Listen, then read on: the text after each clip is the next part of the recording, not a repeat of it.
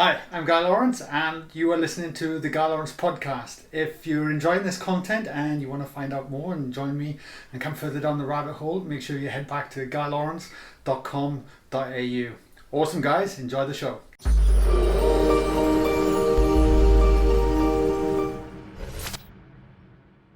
Ronit, welcome to the podcast. Thank you.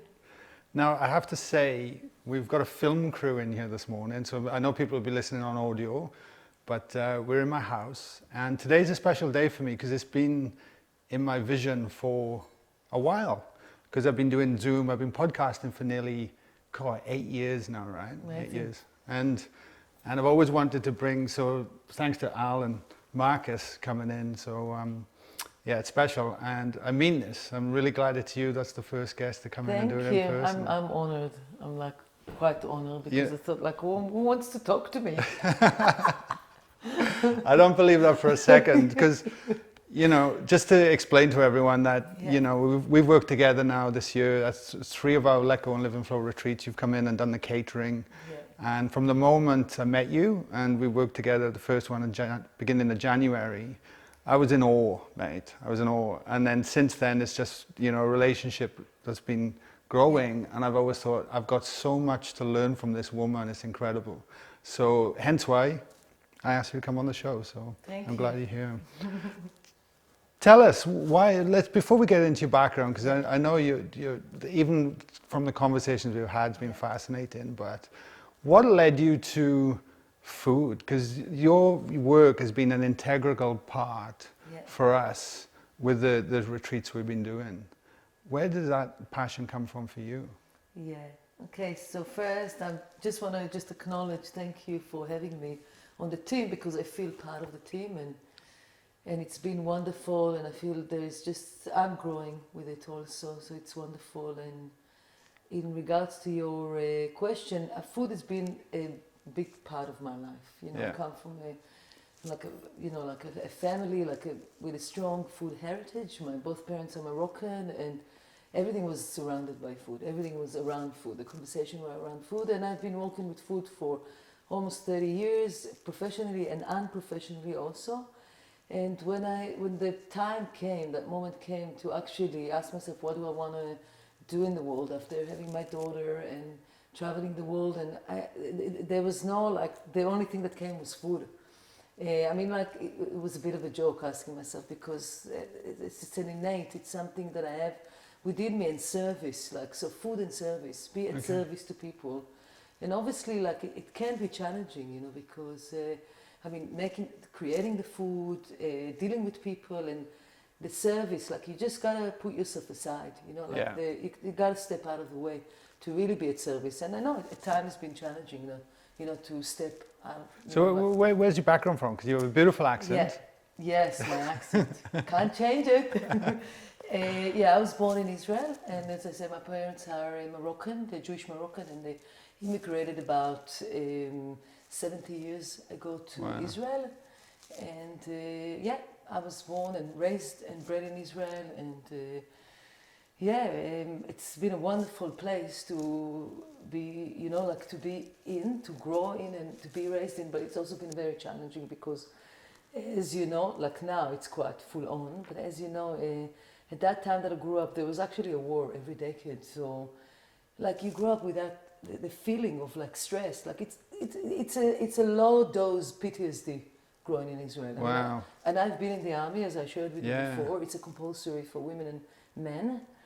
And although I had a fun army, because I was actually doing, I was serving in my profession, I used to sing and act on the stage. How old were you when you had to go in the army? I was 17. 17? Yeah, 17. And you were a singer and dancer in the army? Yeah, I came from an art school, so you know, just doing that, it was, obviously I had to go into, to do auditions, because there's an army band, there's few army bands, and there's a lot of people who go into audition and few are getting accepted. So it's a rigorous, you know, 3 or 4 auditions that I've done. So I was really happy about it, and serving, but it was quite interesting. We had a lot of fun until we all got busted for smoking pots in the army. It was actually not allowed to do it, and you know, it was prohibited. Yeah. But it was fun, you know, like because in that moment we had to serve time in jail. Oh wow. And yeah, I was 2 months in the army jail, but it's not like, you know, it's not like a proper jail. It's a bit of a joke, but it was actually the time that I actually experienced the army for what it is, you know, being in the jail and meeting different kinds of people, you know, different demographic. And how old were you at this point? I was 19. Wow. So like I was around 19. Yeah. When it was all happening with it. Because you mentioned then as well about growing up and having almost like that low input of PTSD almost, you said, because it was constant, you're on constant alert if there's war. Yeah. Like how much was that affecting you going into your adulthood then? Oh, a lot. I mean, it's the way I react to things, it's the way I, you know, like I communicate with people, it's how I've been with my family. I mean, like it's also like there is a conditioning of the family conditioning, but the external conditioning of growing in a place where it's like people are on alert, you're very edgy because you don't know what's going to happen tomorrow. And it's not only Israeli, I'm talking Palestinian, whoever lives in that region, we're all in the same umbrella, is immense. Like, and you gotta undo it, you know. And like for me, what undid it was actually living in Israel and going out there and traveling and experiencing and living in many countries and experiencing different cultures. Done it for me to a certain degree. Okay. But also being in a family, in a relationship where you have that constant mirroring, you know, with your partner or with your kid, you know, like you wake up to your own whatever shortcoming or whatever the behavior, you know, whatever the conditioning, you start being aware of what is taking place. What's happening, yeah. So once how long were you in the army for? I was in the army for 2 years. 2 years? Yeah, close to 2 years. Yeah, and then did you go back to Israel, or was that when you started to travel? No, so after the army, I just maybe like 2 months or 3 months later, I left Israel. And I started traveling. And I think it went on for 10 years. Yeah. 10, 11 years that I was just traveling and living in different places. I lived, as I shared with you, I lived in India for almost 8 years, and I lived between India and South America. So I walked a lot. I did work with semi-precious stone. We were doing a lot of brokering with different kinds of precious stone and semi-precious stone. I lived with a French guy, so we did a lot of the massive traveling with him. And, you know, like experiencing cultures, and lived in Japan for 2 years. Wow. Like lived in Southeast Asia. Like I've traveled extensively. I've done all South America, and I've been in Africa, and I mean most of Southeast Asia. But yeah, the majority of my time I spent a lot of time in India, because that was my pool was to this place. And how long you were in India for? I was close to 8 years in India. What kept you there for so long? What was it about India? First of all, it was the people. And the culture, like the people are wonderful. They're very hearty and they're very accepting, and it's very multicultural, and there's a lot of tolerance. Like, you know, like this. So those the things that I needed to actually learn was you know, like it's been presented for me. You know, like the patience and tolerating, because there's so many culture and so many people abiding in a space. You know, like in India, you travel. You just step out of the car and suddenly in a place that you think there's no one, suddenly you get these 1,000 people approaching you, and that's India. There's people everywhere. So yeah, for me, I love that I lived in the Himalayan region. It's a beautiful place, so I love living in a mountain. I love living in an alternative community and living in nature. So that was one of those things that, you know, like I wanted to keep that. It was an integral part of me. Like for me, it was very healing. It was very supportive of my being, you know, to be in nature, to be in a place that it's not a city. You know, it's yeah. So what were you doing there over the 8 years? Yeah, like so 8 years. I mean, look, I was walking a lot in between India and Brazil, but what I've done a lot, first and foremostly, like I really hang around with the people. You know, I lived in a village. I had a home. We built up a beautiful home, and I lived like a local. You know, I didn't have electricity. I didn't have water. I used to carry water from from the river to my house. Like no toilet, no shower. We had to build it. Like I was like a local. So it was. I really wanted to experience that. And also I was very much into plant medicine. So I was in India as well. and also yeah. in India, yeah. Yeah. Like so. And look, it's India is the mother. I'm like everywhere you go, you've got, you know, it's growing everywhere. Yeah, yeah, All yeah. kinds of plant medicine. So, yeah. So, like I was quite fortunate to have this kind of style of life. Incredible. Yeah. And what do you think at that age as well, after leaving Israel and then being in, like, that's a completely different environment. It's very I've traveled through that environment, but I can't say I've lived Yeah. that way for a long time. You know, Yeah. I've experienced a month here and there, and that was it's quite a shock at first, but very liberating at the same time. And then you talked about plant-based medicine as well, which I've experienced in my own journey of discovering myself as well, which has been quite incredible. What did you think? What has that taught you over the years from when you were looking at plant-based medicines?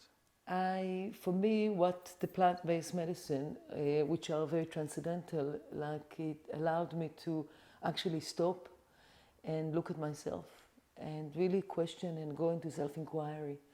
And also it allowed me to forgive and to really not hold on to a story if it's to do with my family. And, you know, because in your 20s, you don't have that awareness. You kind of like, you walk around. I mean, I can talk from my experience, but I see that a lot in young people, you know.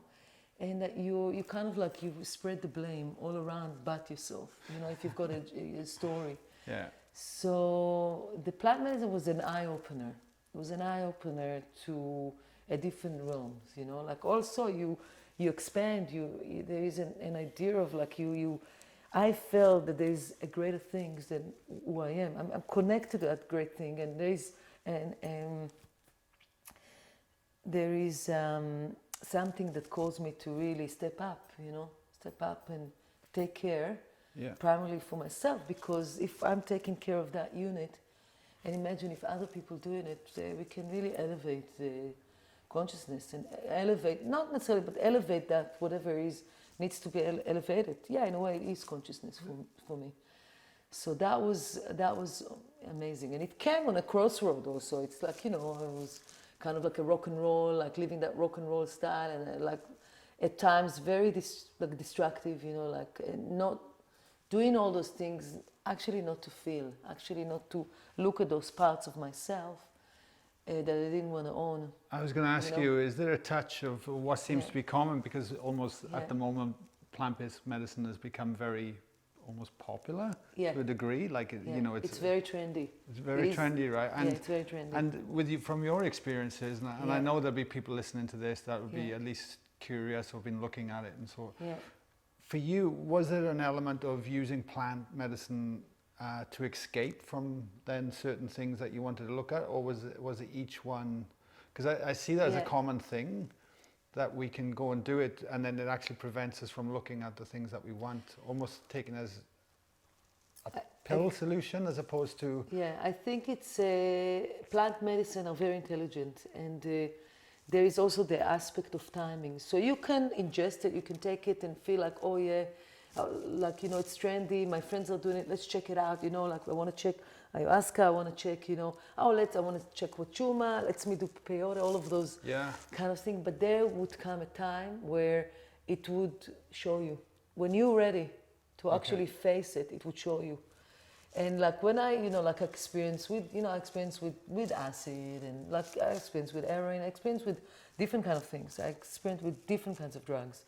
And some parts of it, when like in my 20s, when I was quite young, and it was all like, you just wanted to get out of it. I just wanted to get out of, you know, and in a way put like a screen, not to really feel. There's a lot to process, and I didn't have any idea. I didn't have I didn't have a guidance also. And in the moment that the guidance came, it kind of like fell into place. You know, also like having a guide, and I showed you that I have a teacher, a guru from India, which it's got nothing to do with plant medicine. That's a different walk by itself. But having all of those combined together was really helpful to actually step from the back way. It's not about let's just be trendy and enjoy it. It's actually let's do the work. I have an intention, and I want to unravel something in whatever is taking place here, and I'm going, and it's actually a sacred thing. It's this plant. It's giving you a message, and you need to be ready to hear what's the message. Yeah. Yeah. I hear you. I hear, because I think back to my own Yeah. experience when Yeah. because I did an ayahuasca ceremony back in, I think, Yeah. 2013, and at the time, I'd spent a long time researching and been looking at it, and I thought I felt ready. And it's amazing that you say about the way the plants know. Yeah. And there's an intelligence there, because I felt like I was cradled and looked after, and there was something beyond Yeah. that was going on that I couldn't, and it's really hard to still even to this day to put into words, because it was an embodied experience. Yes. And once you have those experiences, it really does start to elevate you and start to make you look at the world differently. Yeah, you kind of like you're going through a process, and you yeah, for me also, like one of the things also that really awakened me was DMT. And actually a DMT that came from Australia, from acacia. So it was derived from acacia, and that, I think for me it was one of the things that completely put me on that trajectory of like, okay, there is something in it. I mean, I didn't want to abuse it. I mean, like I didn't use it in a form of abuse, but there was time that I've used it regularly until a point where actually I've received a message from the plant. You have to go home. Enough. You don't have to drink. Go home, because now the works begin.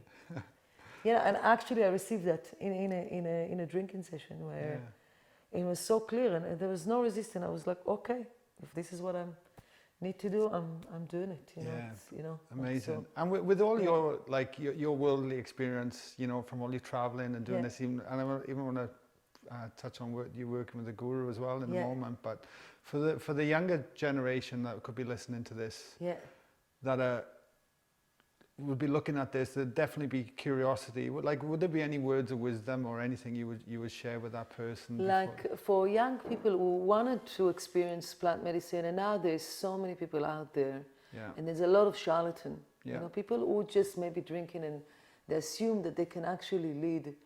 I would say find a good guide. It's like, you know, when you go to a group, find somebody that you resonate with. But really, truly, like, you can do the research now. A lot of things are online. It's much more out there. It's much more out there. I'm talking to you. I was starting drinking in the 90s, in the beginning, like maybe mid-90s. Wow. And it wasn't popular. There were people in South America that were drinking. It wasn't popular at all. I mean, unless you knew there was the Santo Daime in Brazil and the União do Vegetal, different kinds of organization, because I lived in Brazil and I knew, and I was kind of looking into a lot of the stuff that went there. So I had that opening, and also in the Andes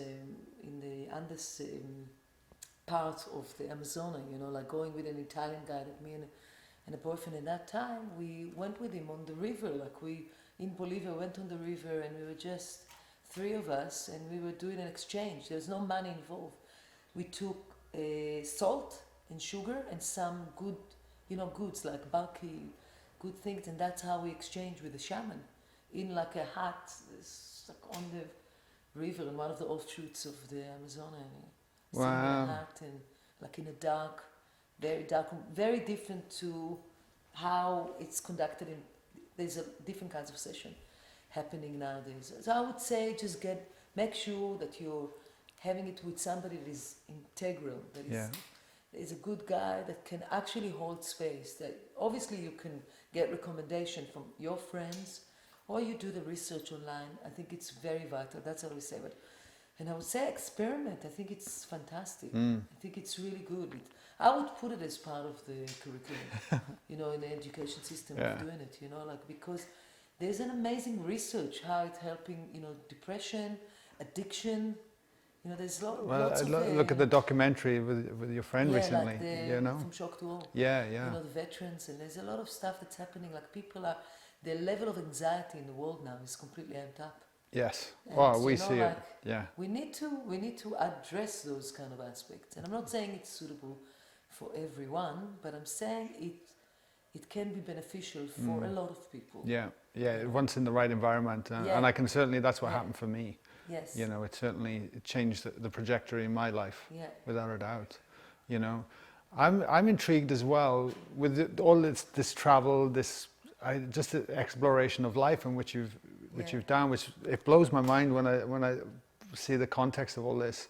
What was it like for you having to then step into, I guess, normal life? Or is that, if that, No, I mean, it's that would all have felt happened normal? while my normal life was Yeah. happening, you know. I mean, like, yeah, this whole process happened whilst I was, you know, having a family and running a business. And I mean, like, okay, I've started it before, but there's a time before, you know, like before before I turned 28, which is like, you know, they talk about it in astrology, like Saturn return. Yeah.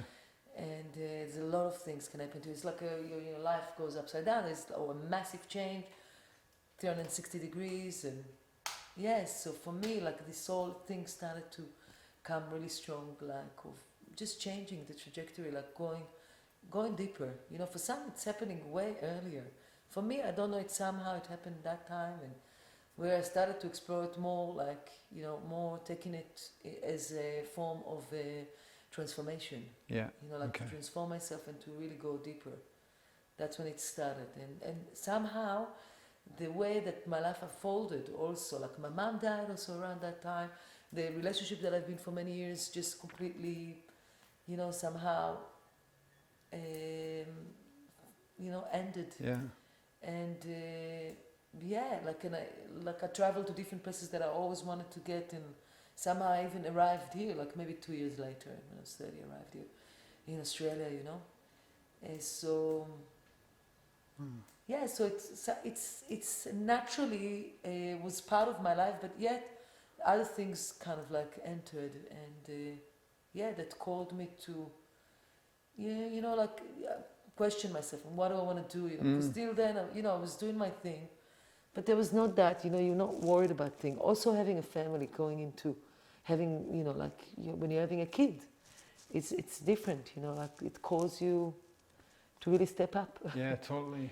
Yeah. Totally. No, it's just fascinating because I think as well, we a lot of us have the urge to want to explore life and really go, but quite often we can deny ourselves of that and hold back at the same time. But for me, it seems like you really just kind of, there's an element of flow and exploration and allowing things to unfold. Oh yeah, And not like, and not wanting outcomes. no, I mean, yeah, in that sense, like for instance, in a relationship, for, you know, between a man and a woman, I always looked, like, reflected back, and I was never one of those people that looking. Somehow it's fell into my lap. A lot of things fell into my lap, and I don't know. Maybe I've got, like, you know, like I did some good deeds in my past life or whatever, but it fell into my lap, and there was a lot of, you know, that's kind of like drinking life. Like there was no fear of, like, just diving into that ocean of the unknown, and I don't know what it is, like, in me. Like I never really kind of like probed what it is. It's just, it's like a pure instinct, kind of like instinctual, you know, and I can put it into instinct in a lot of the time. So in that sense, I was lucky. But as I said, also having a teacher and having the plant medicine teacher has also helped me a lot, you know. So what was it like, I got to ask you as well before we move on, what was it like working with teachers in the Guru? Yeah, like I shared with you that my teacher was just here, coming for 5 days to stay with us, and we ran all, you know, different, like a 5 days program. It's morning satsang and evening satsang. Satsang, for the ones who don't know, it's just like a meeting of truth, and it's basically like a meditation. It was very beautiful. There's a lot of work that's involved, there's a lot of things that you need to do behind the scene and before that, but it's just so blissful. It's like you're stopping your life for a minute, and you are immersing yourself in this beautiful energy, like a being that is very much present, you know. So and it's just like, it's very elevating. The feeling is so elevating, and it's so blissful, and it's so simple, and it's to do with also with the being, you know, like with my teacher is very down to earth person. He's very simple and he's very relaxed. So you just, you know, like you feel there's a lot of trust, there's a lot of ease. Did you meet your teacher in India? Yeah, I met him in India. Okay. Yeah, I met him in India. Yeah. Yes. And now I'm going to ask you a really simple question, Yeah. but being a Welshman, Yeah. right? Growing up Yeah. in Wales, in the valleys, Yeah. where our religion was rugby, right? Rugby and beer. That's Yes. how we started out. Yeah. Now, if somebody said to me, oh, I had a guru as a teacher, Yeah. my first question would become, well, why and Yeah. why would you see a guru? Yeah. What do you learn? You know, the Welsh Valley boy in me would be asking that right now, for Okay. sure.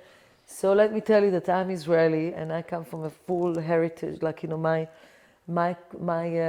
heritage is a Jewish heritage. So Right. in the Jewish tradition, you're not allowed to bow to no one. There's no prostration. Wow. It's a monotheistic religion, but you know, that's sort of like my background. So when I lived in India, like I spent a few years in India where I was like, no way I'm going to go and sit with the guru. Like I had a resistance also. And like I came with a certain idea and concept. And part of like the transformation is actually breaking down concept, your own concept and the conditioning and the environment. So yeah, you know, like I've been in India for a while and like I met my guru actually through my husband. Okay. So we were not together yet. We just kind of like, and he said, why don't you come and meet my teacher? And, you know, and again, it's timing. I was ready. I was actually ready. But beforehand, I hang around, you know, like I've lived in Pune also part of, you know, of my time. And I did meet, like I always kind of like hang around with Babas, you know, like everywhere in India. If you haven't been to India, but when you, different kinds of Babas, you know, like they're all like monks, you know. Okay, right. And they, you know, like they're traveling all over. They're like sadhus, you know, they travel all over India. So I did have always the contact, but there was a resistance in me to actually surrender. And so because it requires you to question a lot of things and to break through your own conditioning. And obviously I was ready. I was in that time that I met him, and like I had a full opening, like a heart opening, and I was blown away. Like for me, there was a place in me, there was like a well that opened up. I couldn't stop crying, but it wasn't a cry of like, oh, pain. It was actually a total release. A release. Wow. A total release. And just being immersing with another, I don't know, there were like 20,000 Indian in there. And maybe we were just few foreigners. It was in Delhi actually, and they were running a program. So many Indian, it was all conducted in Hindi. I mean, like I spoke Hindi, so it wasn't a problem for me, but all those chants, things that I never knew, but I somehow felt so natural, you know, it felt natural. And it's not something that I came, like you have the rugby and I've got different things. Yeah, you know? yeah, like, of course, so of course, yeah. You've got the rugby, and like for me it was like all, you know, just very rock and roll, and yeah, it's all, you know, like fuck everyone, and whatever, you can use this language. Yeah, please. You know, but yeah, so it was a good school. Wow. And and just to sort of tie that up then, if you could, what is the essence that you learn from something like this? Yeah, look, it's very, if you take the teaching right, it's very humbling. It's all about knowing, because the quintessential thing that it teaches is know yourself as God, you know that God dwells within you. Mm-hmm. You know, like it's basically the guru wants you to awake to your own true nature. And most of gurus are the same. It's all, they're kind of like bringing it in different packages. So yeah, and it's really like a practice is important, and you know, conduct yourself with being kind, being honest, being, you know, like being kind to your surrounding, being kind to yourself, you know. So that's what it is. I mean, it's nothing too over the top. It's very, very simple, you know. Yeah, but it's the greatest gift you can give someone is for themselves to feel empowered. Yeah. Definitely, that all teaching, when you start implementing the teaching, you're free. I mean, like there's a whole steps. You know, you free yourself from attachment, you free yourself from your conditioning, from ideas, from concepts. So you can actually become, and like an empty vessel. You know, like your empty vessel, and you can contain. You can contain the others. You can see that people are, you know, flipping out, whatever. You're not reacting. You're just okay.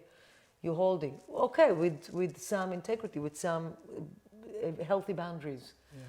So yeah, there is a lot of, you know, like there's a lot of things that you gain out of it. It's hard, but I can tell you, it's like it teaches you to find, it's like to find the truth within yourself, to know that you are a part of source. Like because we're so So the narrative is all about separation. So what it is, it's very universal. It's non-denominational. Totally.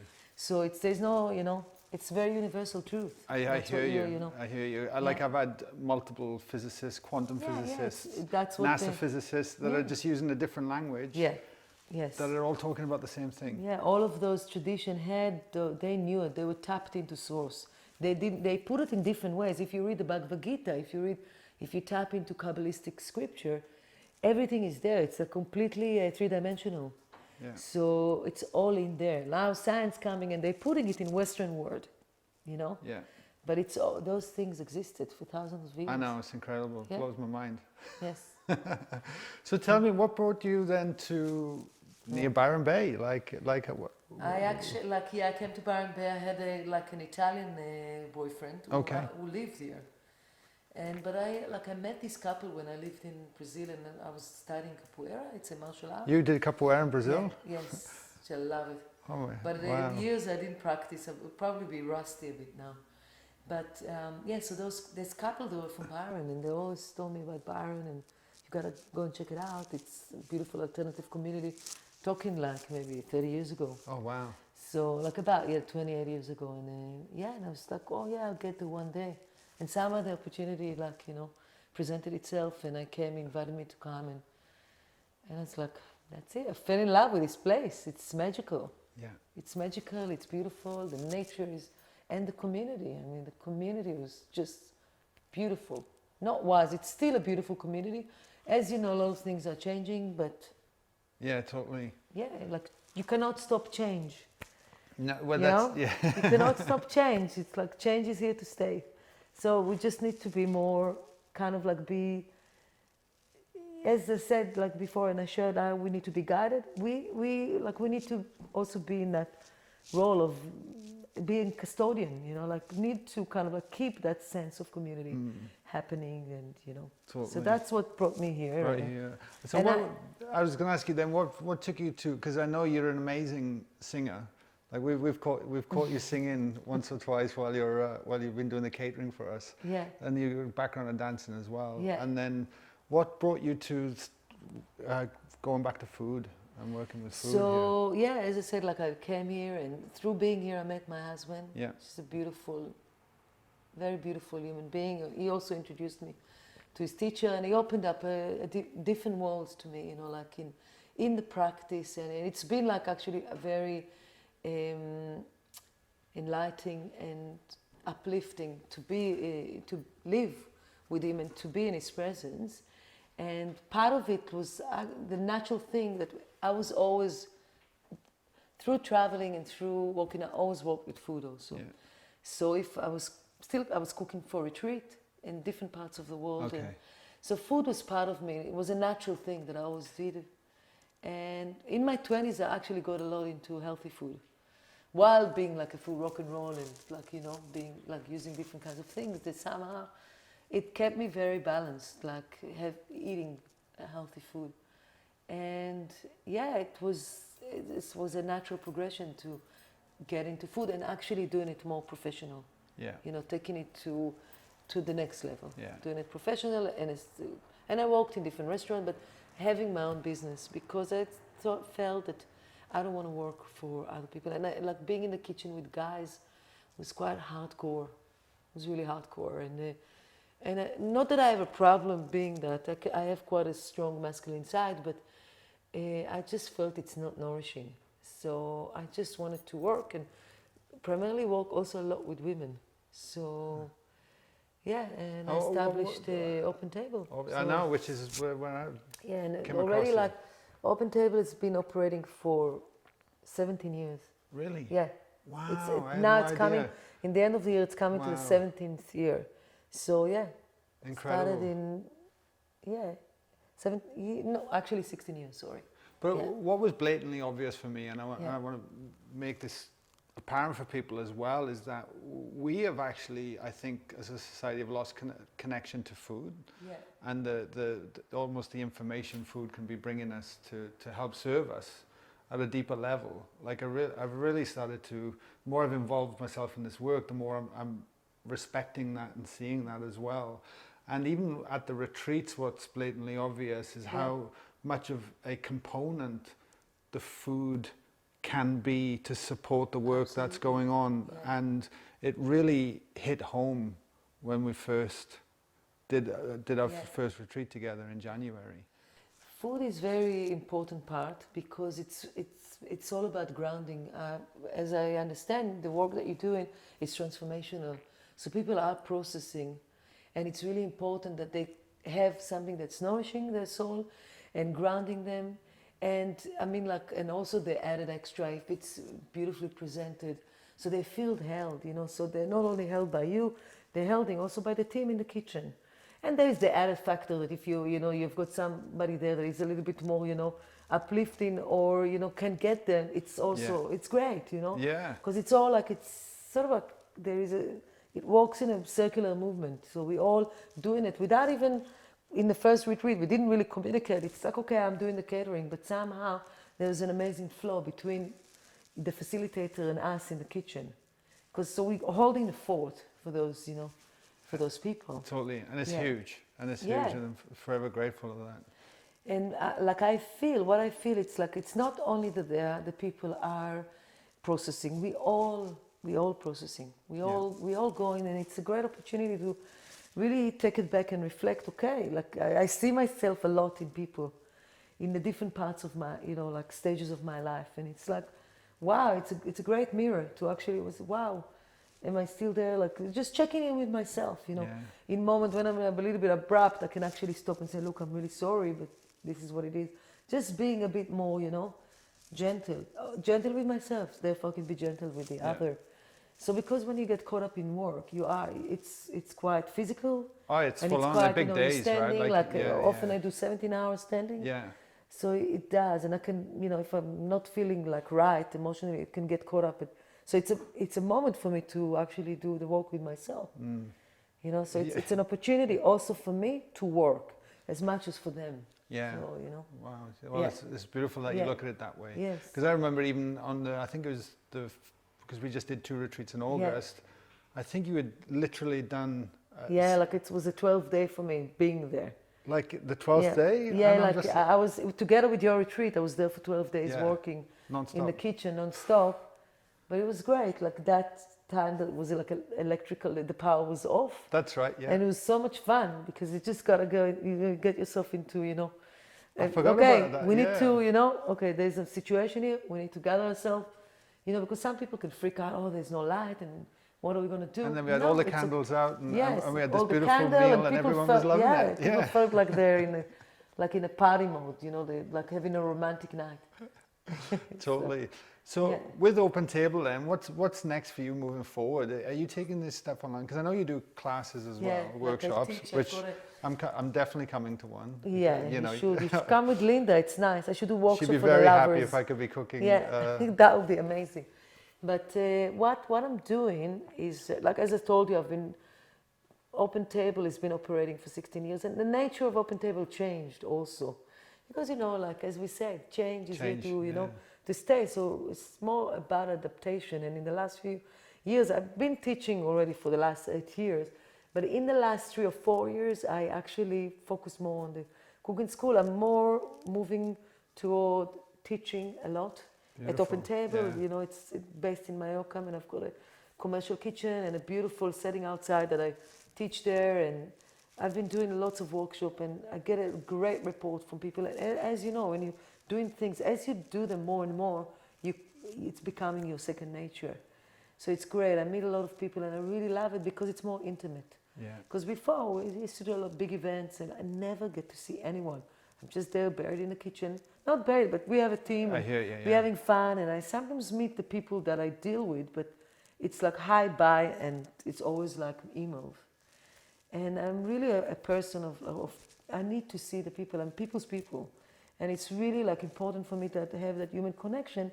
And it takes it back to that, like that we're living in such an age that, it's all internet, and we're so like not there. Everything is so far, and I think it's really important. But often people say, no, you gotta do it online.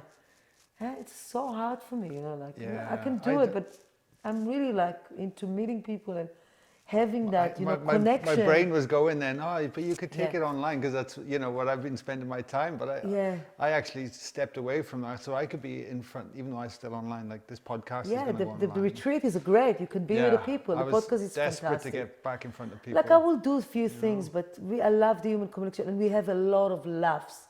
And and often people always staying like another hour later on, because we all like my family come, we're all sitting down, we're having a rave, and these are the things that we have to, we have to take it into our life. That human connection is so important. There's all research Huge. about it. Yeah, it's huge. For older people, because we're not seeing people, and they're not seeing their beloveds, their family. It's important to do that. Yeah. So the workshops are great. So take you back to the workshop. There's a lot of happening, and more things are going to come up. Yeah. Beautiful. In the Open Table Cooking School. Okay. Yeah. Now I ask everyone a certain set of questions on the show. Yeah. And I'm going to ask you. Sorry, I just get the cue from Marcus. That's all right. Yeah. What's been a low point in your life that has turned out to be a blessing later? Yeah, the low point, one of the lowest points in my life was a few times where I had miscarriages. And it came in a period of maybe a year.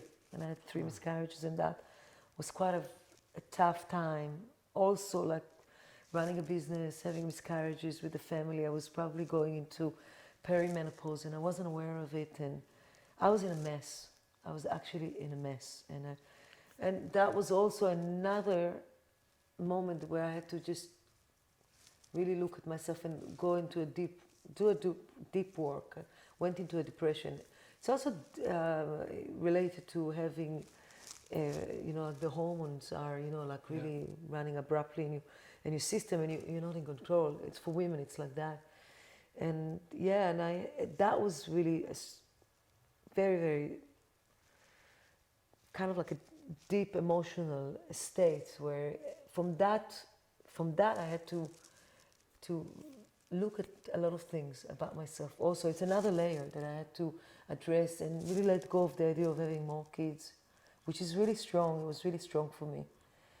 And taking care of myself, because at that moment I was quite energetic, and I can walk and not take time for myself. Yeah. And that, it put me on another trajectory of really undoing this all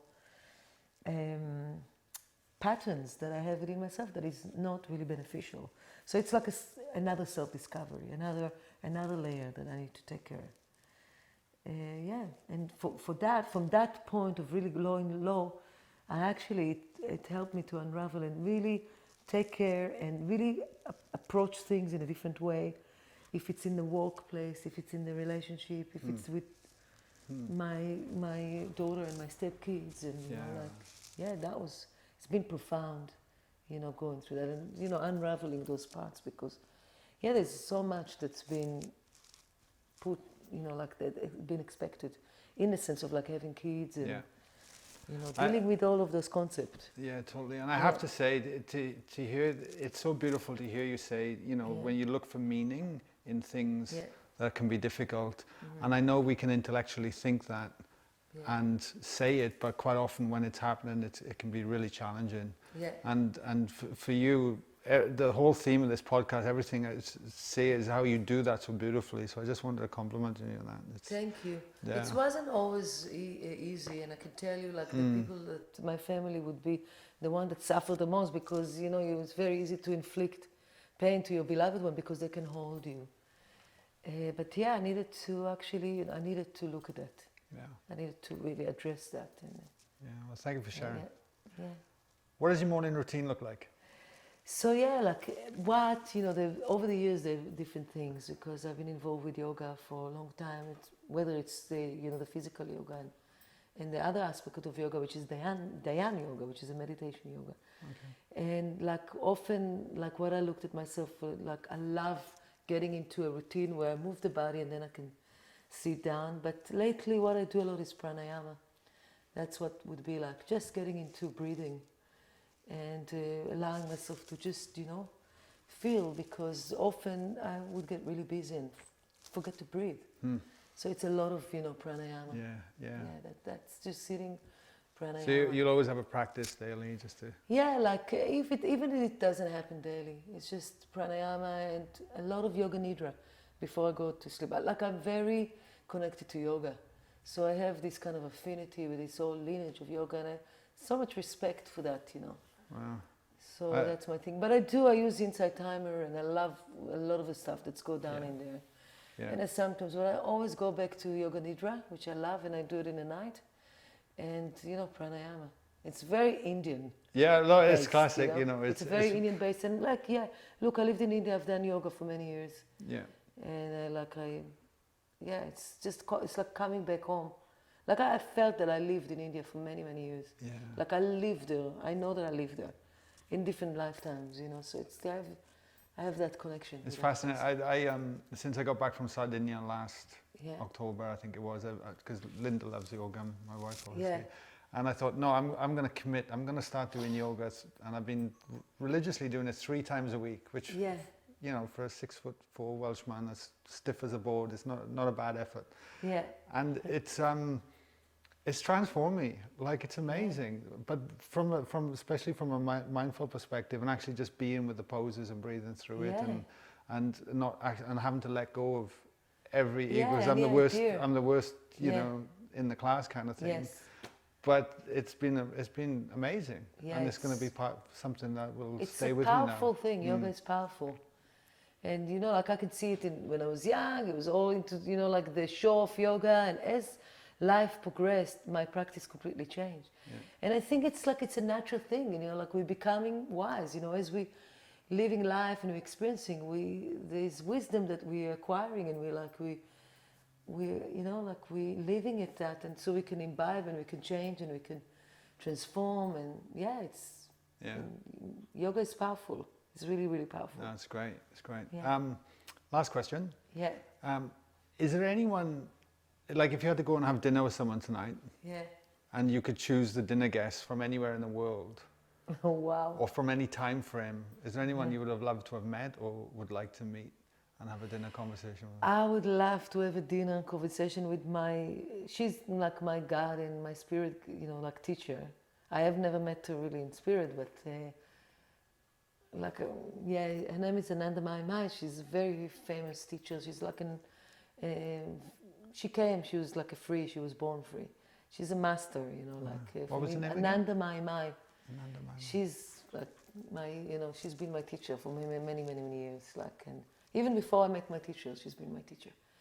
So if I can just be in her presence, not even to eat with her, like just sit there in her presence, that would be great. She's got, like, we used to go a lot and sit in her Samadhi shrine, the temple where she's buried in India. And like I just think about her, and I'm feeling so emotional, you know, like very emotional, like just having her, you know, thought about her. Amazing, thank you. And would be like other great beings like the Dalai Lama, or, you know, like great masters, you know, like just to sit in their presence. Like I would even be scared to eat, you know, around them, or like just to just be in that, bathe in their presence, definitely. Yeah, beautiful, beautiful. Yeah. And last thing, with everything we've covered today, which we've covered a lot, is there anything you'd like to leave the listeners to ponder on? Wow, I really wanted to talk about food as medicine, but, you know, somehow our life went into, you know, like this kind of conversation went into somewhere else, which is great also. But like I'd love to, food is medicine, like just really treat food as your medicine, like be mindful of what it is that we eat, how we are sourcing our food, and, you know, what it is that we put in, how we are digesting it, you know, like, And how that affects us greatly. Yes, how, you know, like food it's a big part of our life, you know, it's a big part, and just much that we can do to bring awareness, and a lot with people who have kids, because kids they are going to be here after us. Don't know how long we're going to be here. And if we can impart something that is, you know, that is profound for them around the food as medicine, because that's what I work mostly with, it will be like, it's great, it's amazing, you know. It's really, you know, it's important. 100%. And I can't recommend you enough. And for anyone listening to this is thinking, oh, well, Ronit's in my home, I'm never going to get to a workshop or whatever. It's like, well, Byron Bay is like one of the holiday destinations. Yeah, and people can tune in and find out if we're doing workshops. Exactly. If they come, and later on, I mean, like, I didn't talk about my book that would come, hopefully. You got a book coming out? Yeah, hopefully at the end of the year or the beginning I did of not next know this. year. Yeah. Oh my God. Yeah, wow. Cookbook, and it's also to do with the journey that I've, experienced. And the book is talking about different regions of where I've lived in different places, So it's food from all of those regions: India, Middle East, Mediterranean, Latin America. Amazing. And Moorish, where my heritage is, Spain and Morocco. Yeah. Yeah. Can people sign up on your website, like to a newsletter or Yes, something? there's a newsletter. Okay, they can subscribe for Open Table, and we have a lot of recipes. And hopefully we'll, my husband's trying to get me to put videos. He videoed me many times, but I'm like vetoing it, no. But he's like, yeah, put it on. Put it on. We're Yes. doing video right now. Look at you. Yes. You're amazing on video. So you've got to put it on. He's convincing me. 100%. Yes. Amazing. So where do they go? What's the website? OpenTableCookingSchool.com.au. Perfect. And we'll link to the show notes anyway. And I know you're on Instagram. Yes, I have an Instagram. Yeah. And Facebook, and everything is there. Everything will be there. Yes. We're just got to get you on video as well. Yeah. Thank you. Ronnie, thank you so much for coming on Thank you. today. It's been a delight. It has. Yes. I Thank really you so appreciate much. everything. Yeah. Thank you, my lovely. Should have asked me about my teacher in the beginning, because I feel like it's just kind of like a soft glow going down my mind. You'll be back on the podcast, I have no doubt. Yeah. I have no doubt. Thank you. Thank you.